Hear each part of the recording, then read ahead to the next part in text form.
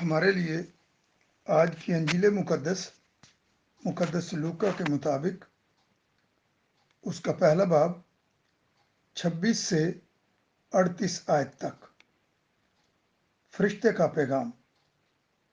اور چھٹے مہینے جبرائیل فرشتہ خدا کی طرف سے جلیل کے ایک شہر میں بھیجا گیا جس کا نام ناصرت تھا، داؤد کے گھرانے کی ایک کنواری کے پاس، جو یوسف نامی ایک مرد سے بیائی ہوئی تھی، اور اس کنواری کا نام مریم تھا۔ اور فرشتے نے اس کے پاس اندر آ کر کہا، سلام اے پرفضل، خداوند تیرے ساتھ ہے، تو عورتوں میں مبارک ہے۔ اور وہ اس کلام سے گھبرا گئی اور سوچنے لگی کہ یہ کیسا سلام ہے۔ اور فرشتے نے اس سے کہا، اے مریم، نہ ڈر، کیونکہ تو نے خدا کے نزدیک فضل پایا ہے، اور دیکھ، تو حاملہ ہوگی اور تیرے بیٹا ہوگا، اور تو اس کا نام یسوع رکھے گی۔ وہ بزرگ ہوگا اور حق تعالیٰ کا بیٹا کہلائے گا، اور خداوند خدا اس کے باپ داؤد کا تخت اسے دے گا، اور وہ یعقوب کے گھرانے میں ہمیشہ تک بادشاہی کرے گا، اور اس کی بادشاہی کا آخر نہ ہوگا۔ تب مریم نے فرشتے سے کہا، یہ کس طرح ہوگا جب کہ میں مرد سے ناواقف ہوں؟ اور فرشتے نے جواب میں اس سے کہا، روح القدس تجھ پر نازل ہوگا، اور حق تعالیٰ کی قدرت تجھ پر سایہ ڈالے گی، اور اس سبب سے وہ قدوس مولود خدا کا بیٹا کہلائے گا۔ اور دیکھ، تیری رشتہ دار الزبات کے بھی بڑھاپے میں بیٹا ہونے والا ہے، اور یہ اس کا جو بانجھ کہلاتی تھی 6واں مہینہ ہے، کیونکہ خدا کی کوئی بات ہرگز بے قدرت نہ ہوگی۔ اور مریم نے کہا، دیکھ، میں خداوند کی بندی ہوں، میرے لیے تیرے قول کے موافق ہو۔ تب فرشتہ اس کے پاس سے چلا گیا۔ انجیل مقدس کے وسیلے سے ہم سب کے گناہ معاف کیے جائیں۔ اے مسیح، تیری ستائش ہو۔ مسیح خدا میرے عزیزو، آپ سب کو عید بشارت المسیح بہت بہت مبارک ہو۔ آپ کو بھی مبارک ہو۔ میں brother Emmanuel Fazal OP Dominican House of Study Karachi میں مقیم ہوں، اور National Catholic Institute of Theology Karachi سے علم الہیات کی تعلیم حاصل کر رہا ہوں۔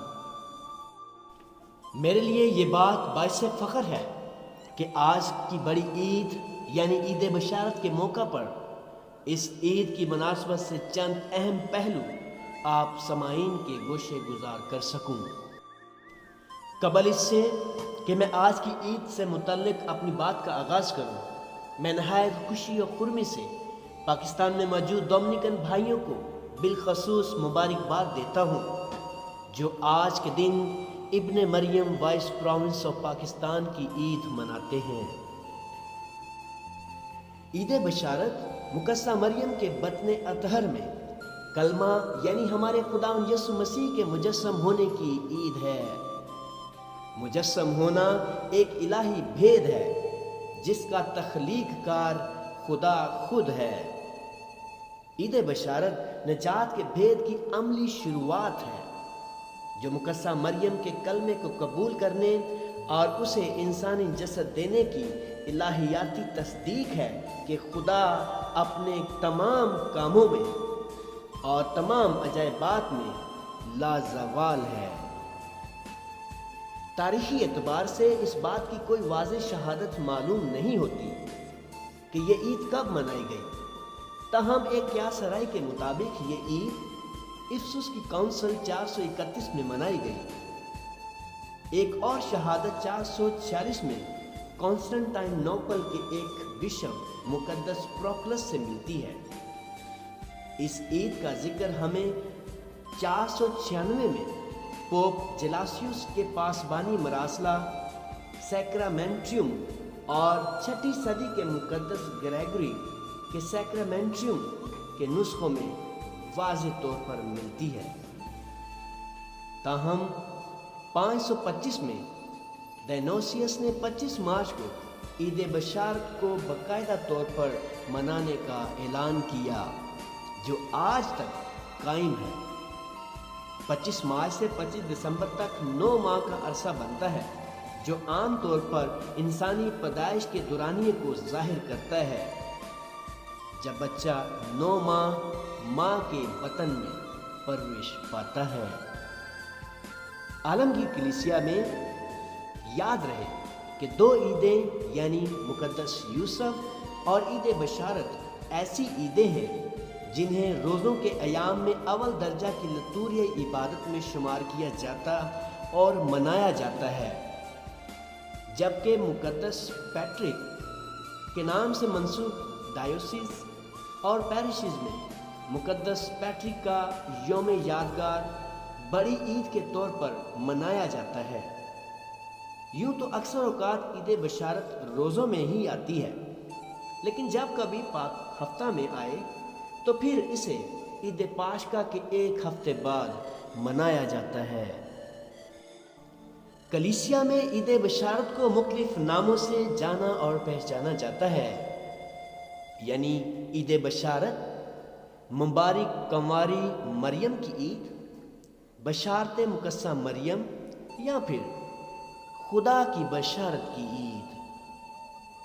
इस ईद पर इबादती लतूरिया में सफ़ेद रंग इस्तेमाल किया जाता है, जो मुकस्सा मरियम की तहारत, ताज़ीम और अज़मत से मुंसलिक है। आज की पहली तिलावत, जो कि इशाया नबी के सहीफे से ली गई है, जिसमें खुदावंद आहाज से कहता है कि मुझसे निशान मांग, लेकिन आहाज कहता है कि मैं नहीं मांगूंगा और खुदावंद को नहीं आजमाऊंगा। इशाया 7 बाब उसकी 12वीं आयत।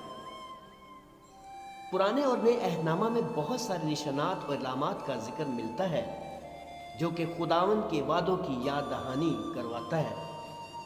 मसलन कोसे किज़ा नूह के लिए खुदा के वादों की अलामत था कि वो दोबारा इस दुनिया में सैलाब नहीं लाएगा। खुदा अपने फर्जंद इब्राहीम को निशान देता है कि उसकी औलाद रेत के ज़रों और आसमान के सितारों की मानिंद होगी।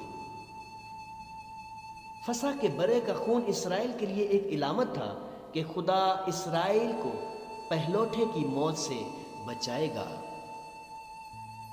आहाज खुदा से निशान इसलिए नहीं मांगता क्योंकि वो दाऊद के घराने से खफा है, जो आदमियों और खुदा को बेजार करते हैं, और खुदावंद उन्हें यह निशान देता है कि देख, कंवारी हामला होगी और उससे बेटा होगा और वो उसका नाम इमैनुएल रखेगी। इशाया 7 बाब उसकी 14वीं आयत से। इमैनुएल, जिसका मतलब है खुदा हमारे साथ है।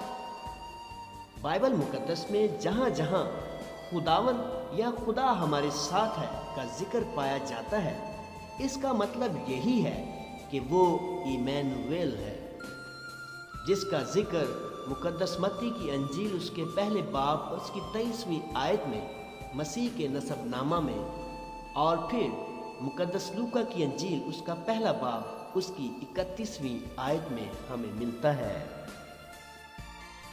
इशाया नबी की मार्फत ये एक अजीम पेशगोई है।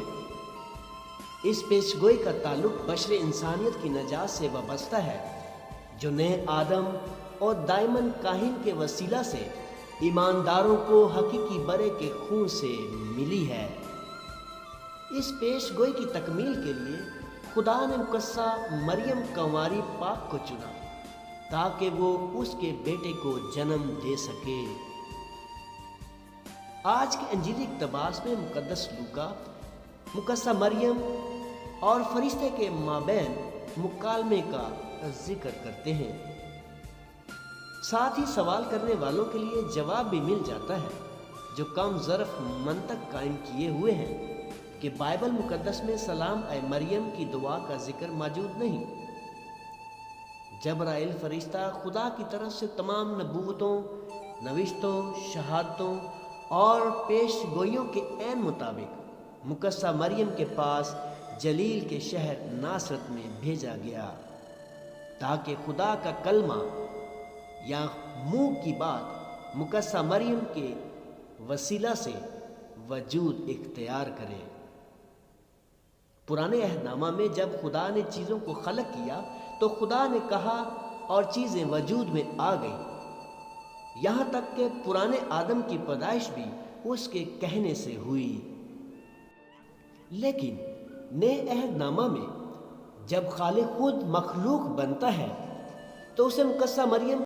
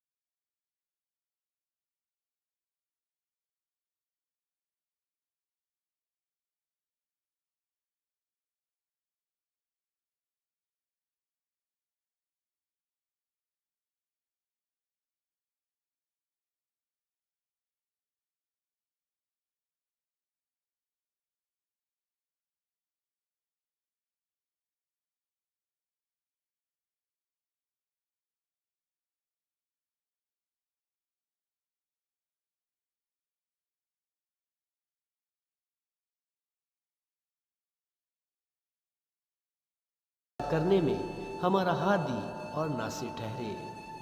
آمین۔